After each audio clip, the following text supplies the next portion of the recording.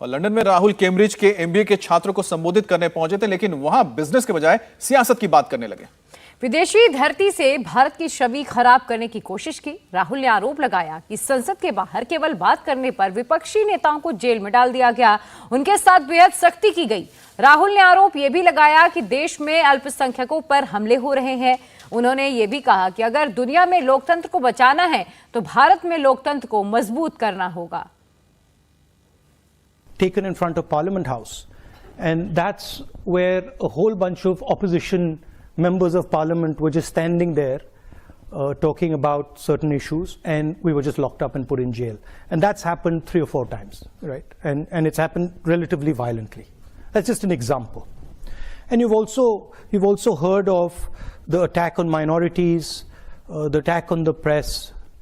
So you get a sense of what is going on. Now, the one way I like to think about it is that Indian democracy is a public good, okay? Because it is by far the biggest democracy.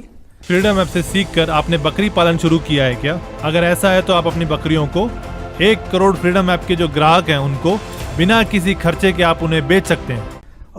At least 50% of people who live in a democratic space live in India, and so preserving and defending Indian democracy is more than just about India. It's actually about defending the democratic structure and the democratic system on the planet. अब यह पहला मौका नहीं है जब राहुल ने विदेश दौरे पर जाकर प्रधानमंत्री मोदी और उनकी सरकार पर निशाना साधा हो। पहले भी ऐसा कर चुके हैं और इस बार भी उन्होंने लंदन पहुंचकर भारत के लोकतंत्र को खतरे में बताया।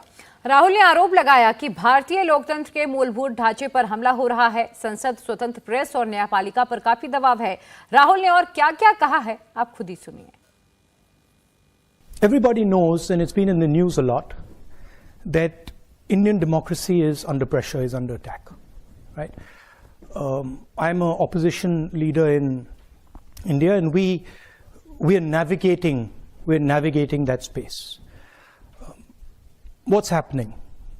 The institutional framework, which is required for a democracy, parliament, a free press, the judiciary,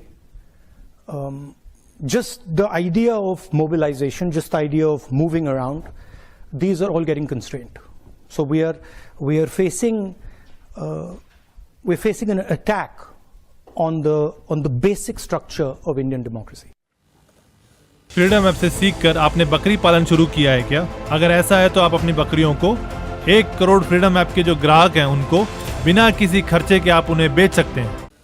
आखिर राहुल गांधी जिस पेगासस जासूसी का आरोप लगा रहे हैं उसका सच क्या है, ये जानिए। 2019 में देश में पेगासस जासूसी को लेकर काफी बवाल मचा था।